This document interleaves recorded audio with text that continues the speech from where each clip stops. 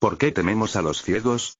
Bristol, RI, hace algunos años, conocí una mujer en una fiesta, ella supo que yo daba clases en una escuela para ciegos, ella, parecía confundida. ¿Puedo hacerte una pregunta? Dijo. ¿Cómo le hablas a tus alumnos? Le expliqué que los estudiantes eran ciegos, no sordos. Elevando las palmas de sus manos hacia mí, como si para frenar aún más la incomprensión, ella dijo, sí, sé que no son sordos. Pero lo que realmente quiero decir es, ¿realmente hablas con ellos? Yo sabía, porque se me había hecho esta pregunta antes por personas razonablemente inteligentes, que la mujer no sabía exactamente lo que quería decir. Lo único que sabía era que en su mente existía una barrera intelectual sustancial entre los ciegos y los videntes. Los ciegos podían oír, sí. Pero, ¿pueden entender correctamente? A lo largo de la historia y en todas las culturas, los ciegos han sido denigrados por una serie de mitologías como esta. Han sido percibidos de varias maneras como idiotas lamentables, incapaces de aprender, como maestros ingeniosos de engaño o como místicos poseídos de poderes sobrenaturales. Uno de los mitos más persistentes sobre la ceguera es que es una maldición de Dios por las faltas cometidas en una vida pasada, que encubre al ciego en la oscuridad espiritual y lo hace no solo peligroso, sino malvado. La mayoría de mis estudiantes ciegos en el Instituto Internacional de Emprendedores Sociales, International Institute for Social Entrepreneurs, en Trivandrum, India, una filial de Braille Sin Fronteras, vino del mundo en desarrollo. Vinieron de Madagascar, Colombia, Tíbet, Liberia, Ghana, Kenia, Nepal y la India. Uno de mis estudiantes, de 27 años de edad, Sar, perdió la mayor parte de su vista al sarampión cuando era un niño. Al igual que muchos niños de zonas rurales de África Occidental, Sar no había sido vacunado. Los residentes de la aldea de Sar estaban seguros de que su ceguera, sin duda, era el resultado de la brujería o acciones inmorales por parte de su familia, y podía afectar negativamente a toda la aldea. Rodearon su casa y gritaron amenazas y abusos. Confiscaron una parte considerable de la tierra de sus padres. Con el tiempo, los ancianos decretaron que el padre de Sar debe llevar al niño a la selva donde viven los demonios, y abandonarlo allí. Los padres se negaron y huyeron de la aldea con su hijo. Muchos de mis estudiantes tuvieron experiencias similares. Los padres de Marco, devotos católicos colombianos, rogaron a un sacerdote el decir una misa para que su pequeño hijo ciego muriera antes de que su existencia trajera vergüenza y dificultades en su hogar. Los pobladores de la remota aldea tibetana de Kile insistieron en que ella, sus dos hermanos ciegos y su padre ciego debían todos suicidarse porque no eran más que una carga para los miembros videntes de la familia. Cuando, como niño en Sierra Leona, James comenzó a ver los objetos boca abajo a causa de una enfermedad ocular, los aldeanos estaban seguros de que estaba poseído por demonios. En estos lugares, las escuelas para niños ciegos se consideraban una pérdida absurda de recursos y esfuerzo. Los maestros en las escuelas normales se negaron a educarlos. Niños videntes los habían ridiculizado, los engañaron, escupieron y les arrojaron piedras. Y cuando llegaron a la edad de trabajar, nadie los contrató. Durante una visita al centro de entrenamiento de Braille Sin Fronteras en Tíbet, conocí a los niños ciegos que habían sido golpeados, dijeron que eran idiotas, fueron encerrados en habitaciones por años y abandonados por sus padres. Estos relatos, que eran una condición normal o común en la Edad Media, tomaron lugar en los años 1980, 1990, y 2000. Están tomando lugar ahora. 9 de cada 10 niños ciegos en el mundo en desarrollo todavía no tienen acceso a la educación, muchos de ellos por la única razón de que son ciegos. Los Estados Unidos tiene una de las tasas más bajas de discapacidad visual en el mundo, y sin embargo, la ceguera sigue siendo una de las dolencias físicas más temidas. Incluso en este país, los ciegos son percibidos como un pueblo aparte. Existe aversión hacia los ciegos por la misma razón de que existe la mayoría de los prejuicios: la falta de conocimiento. La ignorancia es un potente generador de temor. Y el miedo se desliza fácilmente en la agresión y desprecio. Quien no haya pasado más de 5 minutos con una persona ciega podría ser perdonado por creer, como la mujer que conocí en la fiesta, que hay una brecha insalvable entre nosotros y ellos. Para la mayoría de nosotros, la vista es la principal forma en que interpretamos el mundo. ¿Cómo podemos siquiera empezar a pensar en una conexión significativa con una persona que no puede ver? Antes de empezar a vivir y trabajar entre la gente ciega, yo también me pregunté esto. Cada vez que veía a una persona ciega en la calle me quedaba mirando, paralizado, con esperanza, de un malestar vago y visceral, que no iba a tener que comprometerme con él.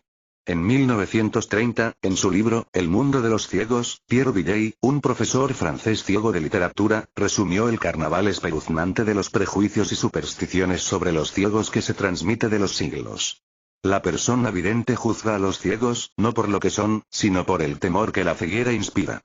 La revuelta de su sensibilidad encarando la más atroz de las enfermedades, llena a una persona vidente con prejuicios y da lugar a un millar de leyendas. La autora ciega, Georgina Cleege, conferencista de la Universidad de California en Berkeley, más concisamente escribió, los ciegos son, o sobrenaturales, o subhumanos, extraños o animales. Tomamos nuestra vista tanto dada por hecho, nos aferramos a ella de modo servil, y estamos tan abrumados por los datos superficiales, que incluso, la persona vidente más brillante puede tomar un largo tiempo, estúpidamente, para reconocer lo obvio. Hay, por lo general, un perfecto estado de salud, una mente activa humana normal detrás de ese par de ojos que miran sin ver. Christopher Hitchens llama a la ceguera, uno de los trastornos más antiguos y más trágicos conocidos por el hombre. Cómo de excluidos horriblemente, y carentes, nos sentiríamos al perder el mundo y la forma de vida que la vista nos lleva. La ceguera puede sucederle a cualquiera de nosotros. Yo mismo, solía estar seguro de que preferiría morir antes que ser ciego. No podía imaginar cómo iba a tener la fuerza para seguir adelante encarando esa pérdida. Y sin embargo, la gente lo hace.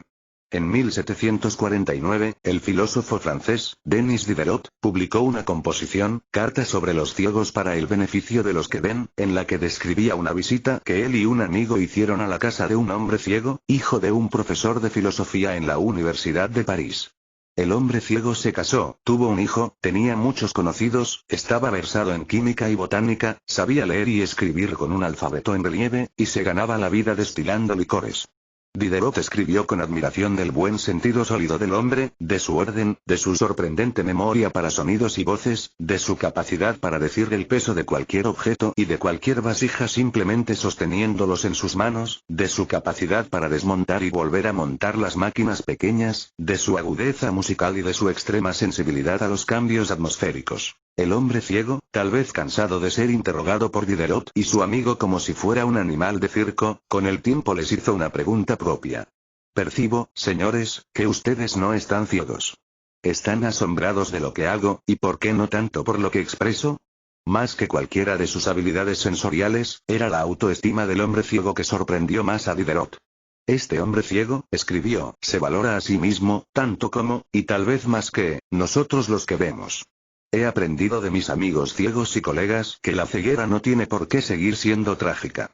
Para aquellos que pueden adaptarse a ella, la ceguera se convierte en un camino a una forma alterna e igualmente rica de la vida. Una de las muchas ideas equivocadas sobre los ciegos es que tienen una mayor audiencia, un mayor sentido del olfato y un mayor sentido del tacto que las personas videntes. Esto no es estrictamente cierto. Su ceguera simplemente les obliga a reconocer los regalos que siempre tuvieron, pero hasta ahora habían ignorado en gran medida. Hace unos años, me permití ponerme una venda en los ojos y fui llevada por las calles de Lhasa por dos niñas ciegas tibetanas adolescentes, estudiantes de Braille sin Fronteras. Las chicas no habían crecido en la ciudad, y sin embargo, la habían atravesado con facilidad, sin tropezar o perderse. Tenían un destino específico en mente, y cada vez anunciaron. Ahora vamos a la izquierda o ahora giramos a la derecha. Me vi obligada a preguntarles cómo sabían esto.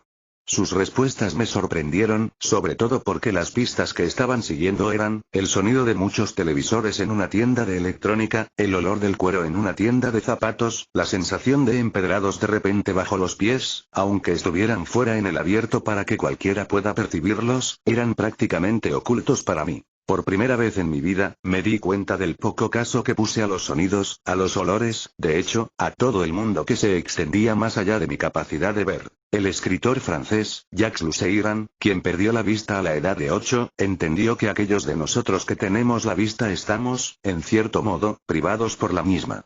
A cambio de todos los beneficios que trae la vista, nos vemos obligados a renunciar a otros cuya existencia ni siquiera sospechamos. No pretendo sugerir que hay algo maravilloso acerca de la ceguera. Solo hay algo maravilloso acerca de la resistencia humana, la adaptabilidad y la osadía. Los ciegos no son más o menos místicos, estúpidos, malvados, tristes, lamentables y engañosos que el resto de nosotros. Es solo nuestra ignorancia que los ha envuelto en estas prendas ridículas. Cuando Helen Keller escribió, es más difícil enseñar la ignorancia que pensar en enseñar a un hombre ciego inteligente el ver la grandeza de las cataratas del Niágara, ella estaba hablando, obviamente, de la elevación y la igualación de valor del conocimiento. Rosemary Mahoney es la autora del libro de próxima aparición para beneficio de los que ven. Mensajes del mundo de los ciegos. For the benefit of those who see. Dispatches from the world of the blind. Traducido por Frida Eisenman para el boletín NFB Spanish Talk. Amigas y amigos, a mí lo que me pareció interesante es que una persona que evidentemente no es ciega, hable del tema con tanta crudeza y realidad, poniendo las cosas en su lugar y de algún modo, sin decirlo, tratando a la especie humana que tanto nos teme, de ignorantes y descuidados perezosos intelectuales.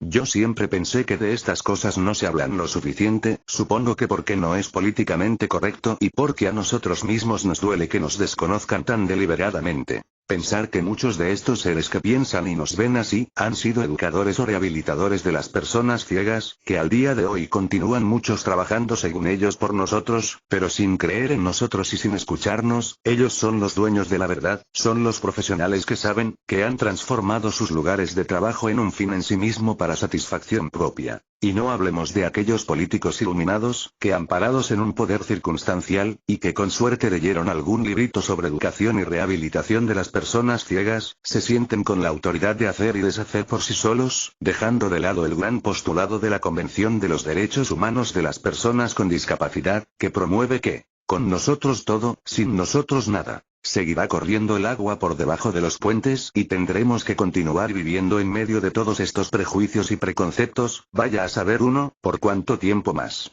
Quiero quedarme con la siguiente frase de este artículo. He aprendido de mis amigos ciegos y colegas que la ceguera no tiene por qué seguir siendo trágica. Para aquellos que pueden adaptarse a ella, la ceguera se convierte en un camino a una forma alterna e igualmente rica de la vida. Ojalá que afloren, se multipliquen profesionales y políticos, como quien tuvo la valentía de escribir este artículo. Veamos qué piensas tú, anímate a escribir. Cordialmente, profesor Ángel Aguirre Patrone.